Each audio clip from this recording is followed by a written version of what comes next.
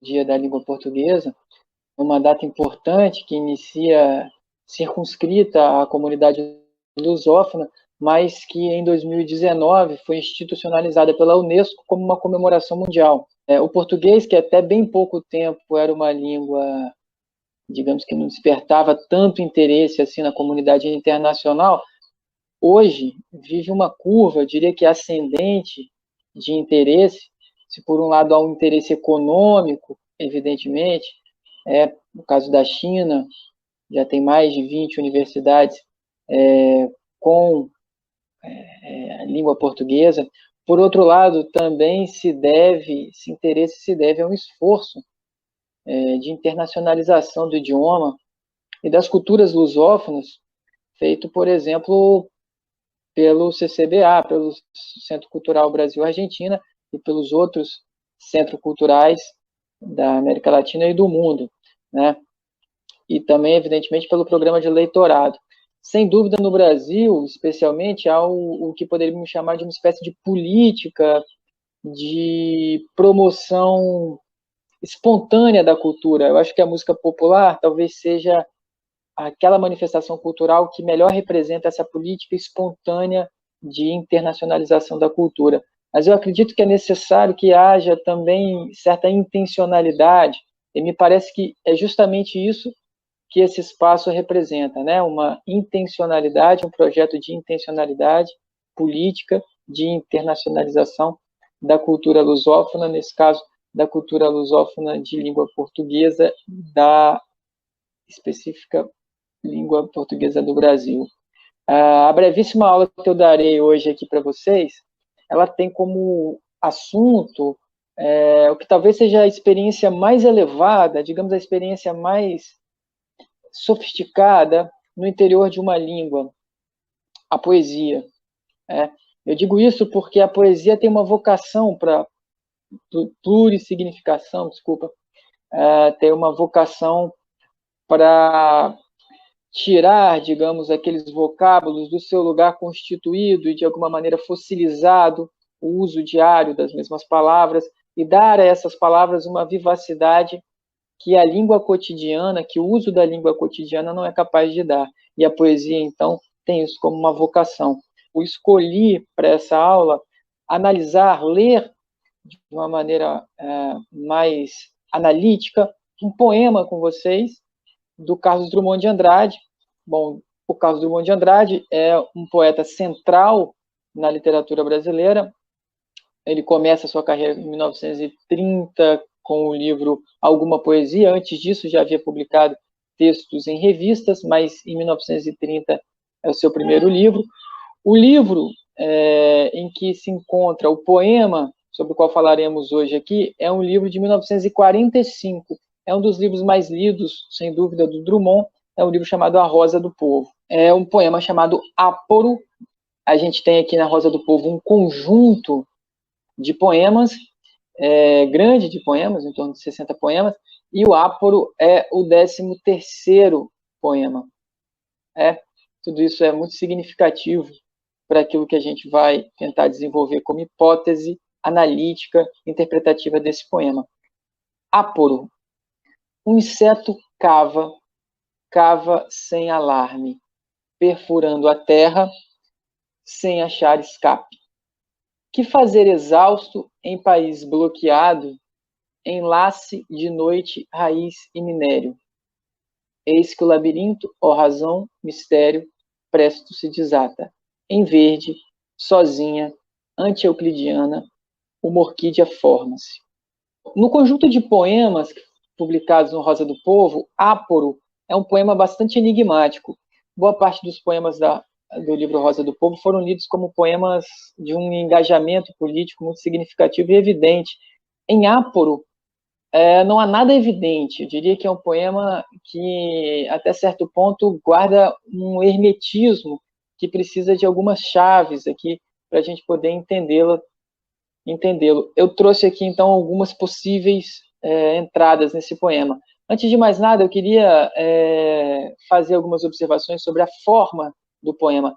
Trata-se de um soneto, quer dizer, um poema de 14 versos, no modelo italiano típico, 4-4-3-3, 2 quadras e 2 tercetos, um soneto, na verdade, não tão típico, porque o típico soneto italiano tem 10 sílabas, aqui a gente tem um soneto construído através de redondilhas, né? Se a gente fizer uma separação silábica aqui, uma separação silábica poética, dentro dos critérios de uma separação silábica poética, o que a gente tem aqui é um inseto cava. A gente tem 1, 2, 3, 4, 5 sílabas poéticas, porque a última sílaba que vem depois da tônica, por um critério fonético, que foi estabelecido e foi consolidado no século XIX, a gente não considera. Então, a gente tem 5 sílabas poéticas. Essas 5 sílabas poéticas, que a gente chama de redondilhas menores, elas vão se repetir ao longo de todo o poema, como uma tendência. Então, esse soneto, na verdade, a gente chama de sonetílio, quer dizer, um soneto menor do que é o soneto tradicional, é um soneto, então, que carrega versos de 5 sílabas poéticas. Então, a gente começa a perceber aqui algum nível de simetria nesse poema que é extremamente interessante. A gente tem aqui um soneto, e isso já diz muito, é uma forma clássica, típica. Eu diria que o soneto é uma forma utilizada, especialmente popularizada a partir do século XVI. Sá de Miranda, em Portugal, mas sobretudo Camões, em Portugal, populariza o soneto no Brasil. A gente tem grandes sonetistas, como é o caso do Vinícius de Moraes, e outros mais recentes, é o caso do Glauco Matoso. O Drummond não é exatamente um poeta que insiste nessa forma do soneto, tem alguns sonetos, evidentemente, mas ele não insistiu na criação de sonetos, não é uma forma que defina, mas a gente tem aqui um soneto e significa que o Drummond, então, utilizou uma forma clássica de poema, uma formulação clássica da forma do poema, para poder representar aquilo que a gente vai tentar entender aqui. Então, a gente tem um soneto escrito em redondilhas menores. Bom, diria que isso aqui são algumas das características formais que são bastante relevantes ao longo do poema. Nesse poema, que ele tem uma série de outras simetrias. Não sei se vocês repararam, mas é um poema que tende a ser construído sempre a partir de 3 palavras por verso. Se a gente começar a olhar aqui com cuidado, a gente vai ver um inseto cava, cava sem alarme, perfurando a terra, sem achar escape, e aí a gente vai tendo sempre 3 palavras, 3 palavras, 3 palavras, e por aí vai, de certa maneira corroborando para essa noção de simetria que vai ser tão importante para o poema. Claro, existe aqui pelo menos 2 exceções. A primeira exceção, que eu acho que vocês já devem ter reparado, é esse verso, primeiro verso do primeiro terceto. Eis que o labirinto... Aqui a gente tem, na verdade, 4 palavras, mas se a gente considerar a divisão silábica poética, aqui a gente encontra uma sinalefa, quer dizer, uma união do ponto de vista fonético. A gente diz, eis que o labirinto, se diz eis que o labirinto, e aí, ó razão, mistério, etc. Então, eis que essa fusão que se faz aqui é uma fusão típica da oralidade, a gente pode levar ela em consideração e assim continuar crendo nessa regra de 3 palavras por verso. Resta ainda uma exceção, que é a exceção aqui, essa palavra anti-euclidiana, que é uma palavra que chama atenção no poema, merece destaque, a gente vai voltar a ela aqui daqui a pouco. Ela talvez seja, então, a exceção, e por ser exceção, ela chama bastante atenção. Então, a gente tem um soneto em redondilhas, a gente tem aqui ainda, do ponto de vista da constituição dessa simetria, 3 palavras por verso.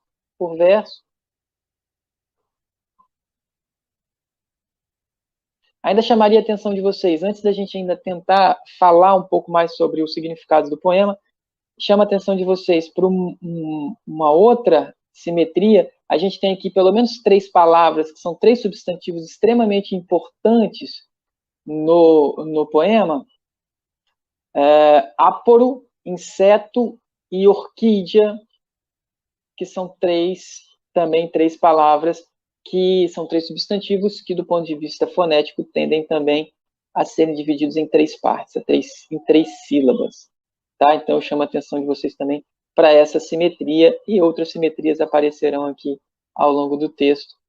É muito interessante a gente observar isso, porque muitas vezes um leitor certamente um pouco ingênuo, um pouco experimentado, digamos assim, no que diz respeito à leitura de poesia ou de literatura de modo geral, que pensa que poesia ela é hegemonicamente, sobretudo, uma espécie de manifestação de uma interioridade do poeta. Então, essa é uma espécie de compreensão bastante romântica do que seria a poesia, e hoje a gente sabe, evidentemente, que a poesia não é isso. A gente tem muitos estudos que mostram que, como a poesia, ela, de modo geral, tem uma estrutura como substrato que subjaz aí o texto, uma estrutura, uma arquitetura pacientemente pensada, projetada. Então, diria que boa parte da história, a maior parte da história da poesia, é uma história que são de uma interioridade do ponto de vista de sentimentos, mas do texto como uma construção formal, pacientemente polida, criada por meio de um pensamento muito sistemático, de uma arquitetura muito bem projetada. É o que a gente vai tentar ver aqui. Então, isso um pouco desfaz certo clichê de pensar a poesia, de que a poesia é apenas uma espécie de manifestação de uma paisagem interior ou de um sentimento que estaria retido dentro desse poeta. Então, a poesia, na maior parte do tempo, não tem nada a ver com isso. É o que a gente vai ver aqui. Então, a gente tem um soneto em redondilhas, 3 palavras por verso. Acho que a gente pode agora começar a ler e tentar fazer uma espécie de tradução ou inferências aqui sobre o que cada uma dessas estrofes e o poema no seu conjunto está dizendo. Vamos tentar. Então, eu volto aqui a uma leitura agora mais paciente, mais lenta. Um inseto cava sem alarme, quer dizer, cava sem fazer barulho, perfurando a terra sem achar escape. Bom, a primeira estrofe é muito nítida. O que a gente tem é a descrição de uma imagem em que um inseto está cavando sem fazer nenhum barulho, tentando achar uma saída. A gente vai para a segunda estrofe, que diz: que fazer exausto, quer dizer, o inseto está exausto, em país bloqueado, enlace de noite, raiz e mistério. Aqui é quase que progressivamente o poeta fosse criando níveis de complexidade. Então, quando ele diz que fazer exausto, em país bloqueado, enlace de noite, raiz e minério. Me parece que aqui o grande nó da compreensão dessa segunda estrofe é justamente a palavra país. A palavra país, que numa leitura mais imediata significa, evidentemente, alguma coisa análoga à nação. Numa leitura um pouco mais profunda, quer dizer, se a gente procurar dicionários mais antigos, a gente vai encontrar país com uma outra conotação muito pouco utilizada hoje, que é a ideia de terra. Bom, eu vou experimentar, essa é a minha hipótese, ignorar por um momento essa concepção de nação. É uma concepção que nos empurraria necessariamente para uma leitura política, engajada do poema, o que estaria absolutamente consonante com todos os outros poemas que aparecem nesse livro, e com o tempo em que foi escrito, 1945, Ok, mas eu vou ignorar um pouco, por um momento, essa concepção e tentar explorar um pouco como que a gente poderia ler a partir dessa perspectiva. Terra, país como terra. Então a gente volta. Que fazer exausto em país, portanto, terra bloqueada, uma terra bloqueada. Claro, a terra está bloqueada porque, como já foi dito aqui, em cima, a terra, a gente tem um inseto que está tentando cavar e tentando escapar, que a terra está bloqueada, ele está embaixo da terra. E bloqueada pelo quê? É o que vem nesses próximos versos. Por um enlace de noite, portanto, de escuridão, raiz e minério. É aquilo que compõe, então, o que está debaixo da terra, o que bloqueia o caminho desse inseto que cava. Caminhamos para a terceira estrofe. O poema nos diz: eis que o labirinto, e aqui a gente consegue inferir que esse labirinto é justamente esse buraco na terra que está sendo feito aí pelo inseto que está tentando escapar. Eis que o labirinto, ó razão, mistério, quer dizer, seja por razão, quer dizer, por uma racionalidade, quer dizer, por uma ação que gera uma consequência, ou por um mistério, quer dizer, por alguma coisa que não se explica através da racionalidade, por algum desses motivos, presto, quer dizer, de uma hora para outra, se desata. Ok, o que a gente tem então é que o inseto cava um buraco sem fazer barulho, esse buraco na terra é um buraco que é bloqueado pela escuridão, por raízes, por minério, e esse labirinto que é criado por esse inseto, por razão ou por mistério, quer dizer, por alguma coisa que se pode explicar ou não, se desata de uma hora para outra. E aí a gente tem 2 pontos e a gente já imagina que a seguir venha uma explicação ou venha um desenvolvimento disso que foi o labirinto se desatar. E o desenvolvimento é justamente essa última estrofe extremamente enigmática.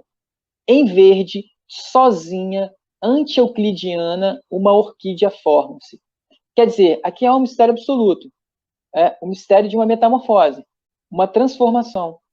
Que transformação é essa? A transformação de um inseto que cavava um buraco, que ao conseguir desatar isso que atravancava o seu caminho, sai desse buraco, e ao sair desse buraco, se transforma em uma orquídea. Se transforma não de qualquer maneira, se transforma anti-euclidianamente em uma orquídea.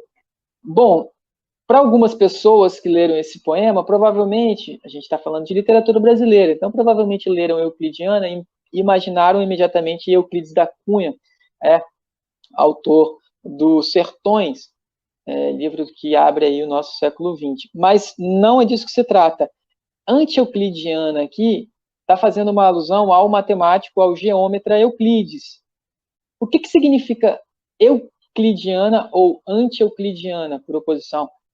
Bom, se Euclides é o pai da geometria, é o pai da matemática, a gente pode supor que Euclides representa justamente aquilo que teria maior relação com a racionalidade, aquilo que é racionalmente explicável. Racional, quer dizer, segue uma regra de causa-efeito. Aquilo que pode ser explicado através de uma racionalidade, quer dizer, através de um pensamento que prevê resultados. Nesse caso, é anti-euclidiana essa metamorfose. Evidente, porque um inseto só pode se transformar numa orquídea por mistério, quer dizer, sem nenhuma explicação racional, portanto, euclidiana, anti-euclidianamente, quer dizer, sem uma racionalidade que explique isso. Bom, isso é muito importante para o poema. Se a gente for ao dicionário, vamos voltar ao início do texto agora, e especificamente ao título.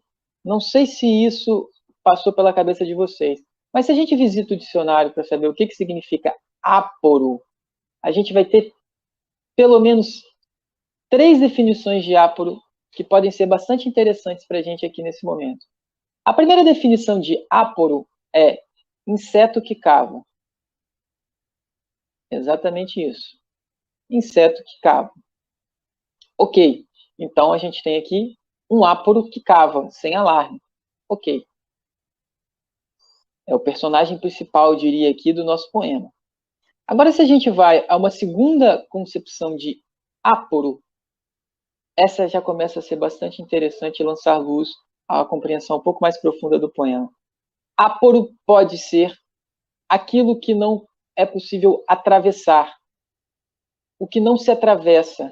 Áporo, nesse caso, tem relação com a palavra aporia ou aporismo, que em linguagem matemática está relacionada aos problemas, aquilo que é difícil de atravessar, aquilo que é um obstáculo. Ok. Então, o Drummond começa a chamar nossa atenção aqui para diferentes concepções da palavra áporo, como elas podem ser lidas dentro do poema e se justapor dentro do poema. Um áporo cava sem alarme, perfurando a terra sem achar escape. Esse áporo cava um outro áporo, quer dizer, um inseto cava um obstáculo. Tem um obstáculo na frente dele, é a terra, e ele está cavando. Um áporo está tentando sair de dentro de um áporo. Bem, a gente volta ao dicionário e se surpreende com a terceira concepção possível da palavra áporo. Terceira concepção possível da palavra áporo é justamente um tipo de orquídea verde.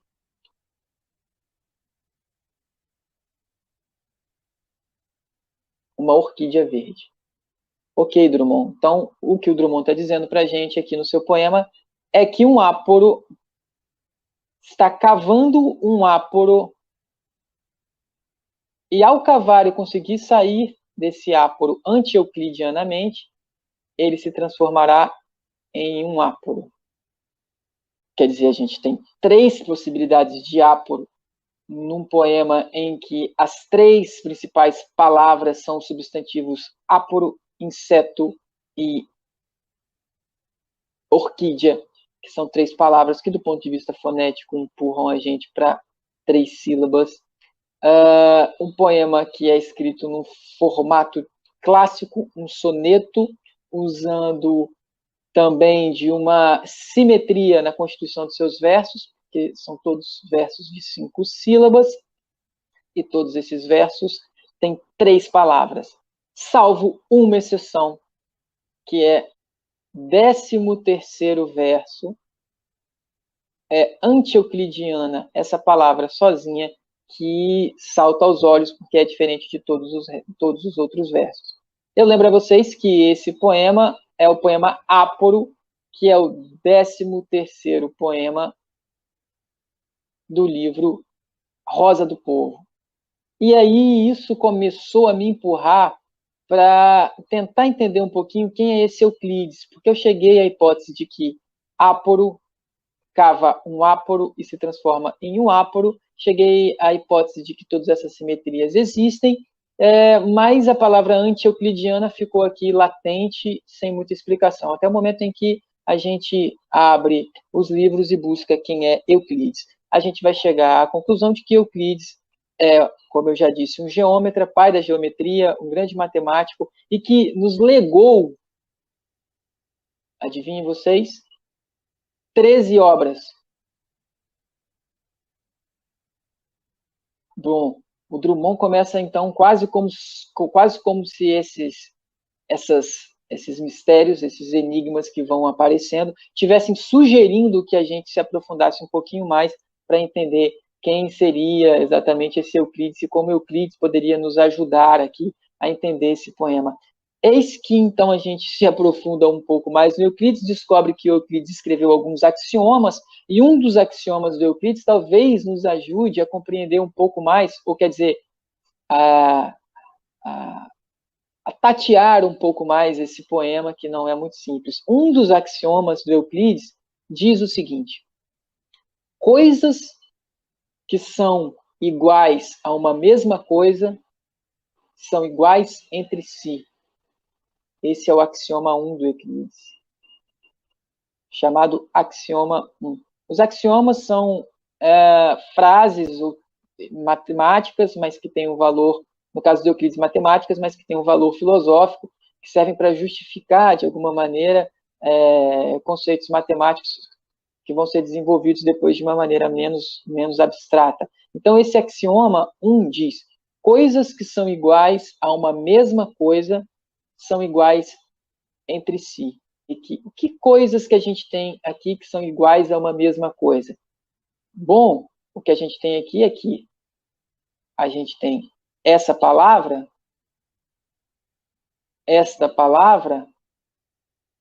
espero que vocês estejam acompanhando na tela, e esta palavra são iguais a uma mesma coisa. Quer dizer, essas 3 palavras são iguais a uma mesma coisa, que é justamente a palavra áporo. Então, a primeira parte do Euclides, do axioma do Euclides, tem uma ligação com isso. Coisas que são iguais a uma mesma coisa. A gente tem 3 significantes que são iguais a esse mesmo significante aqui, que é, evidentemente, o título. Aquele título lá do poema. Ok. A segunda parte do axioma do Euclides diz que essas coisas que são iguais a uma mesma coisa, e ele termina, são iguais entre si. E aí que o Euclides, pelo menos no que diz respeito à língua e o que diz respeito mais especificamente à poesia, se engana. Quer dizer, a brincadeira com Drummond talvez seja justamente essa. Porque coisas que são iguais, áporo, áporo e áporo, que são iguais a uma mesma coisa, a palavra áporo, que é o nosso título, nesse caso, não são iguais entre si. Portanto, são anti-euclidianas. É como se o Drummond estivesse brincando com a gente, estivesse empurrando a gente até o Euclides, para poder descobrir, a partir da leitura desse axioma, que, no fundo, o que a gente tem na nossa frente, nesse poema, é uma espécie de teoria de que a poesia, ou de que a língua, a poesia em específico, ou a língua de maneira mais geral, ela, por excelência, ela é anti-euclidiana. Pelo menos no que diz respeito a esse axioma 1. Coisas que são iguais a uma mesma coisa, áporo, áporo e áporo, que são iguais a áporo título, não são iguais entre si, porque uma coisa é um inseto, outra coisa é um obstáculo, outra coisa é a orquídea verde. Essa é uma das brincadeiras possíveis que a gente pode entender aqui nesse poema, um dos enigmas possíveis que a gente pode entender. No fundo, o que a gente tem aqui é um poema extremamente projetado, uma arquitetura extremamente complexa, que tem níveis de complexidade aqui que só vão poder ser alcançados através, enfim, de leituras e de certo modo de decifrar intertextualidades, e que eu tentei aqui, de repente, mostrar para vocês, dar algumas possíveis entradas no poema. Bom, a gente podia terminar por aqui, mas só para poder finalizar essas observações sobre o poema, queria dizer, por fim, que se a gente fizer, e aí eu lanço esse desafio aqui aos interessados, às pessoas que se interessam especialmente pelos possíveis contatos entre a poesia e a matemática, se a gente quiser fazer aqui uma contagem de sílabas, a gente vai perceber que, tirando tudo que vem depois da sílaba tônica, o exemplo é um inseto cava, a sílaba tônica é o K, portanto a gente deve excluir o VA. Esse é o critério que a gente usa para poder, um dos critérios que a gente usa para poder contar sílabas poéticas, porque o critério é fonético, e quando a gente diz um inseto cava, a última sílaba depois da tônica, ela quase não é pronunciada. Então, a gente, ao contar, a gente exclui. Cava sem alarme, então a mesma coisa acontece aqui em alarme, e a gente exclui o me. Se a gente botar em operação essa regra para todos os versos, excluir tudo aquilo que se deve excluir depois da sílaba tônica e contar todas as sílabas que sobram, a gente vai ter aqui 169 letras. 169 letras é igual a 13 elevado ao quadrado. A gente tem justamente o áporo, que é o 13º poema, de o anti-euclidiano, que aparece no 13º verso, e um Euclides, que escreve 13 obras. Então, essas simetrias vão aparecendo o tempo todo. Será que o Drummond pensou em tudo isso? Provavelmente pensou. Conhecendo um pouco dos outros textos do Drummond, você vai chegar à conclusão que provavelmente sim, que isso é um projeto, é um jogo. O poeta, como uma vez disse Haroldo de Campos, grande poeta brasileiro, pensador da poesia e da arte de modo geral, o poeta é um maker da palavra.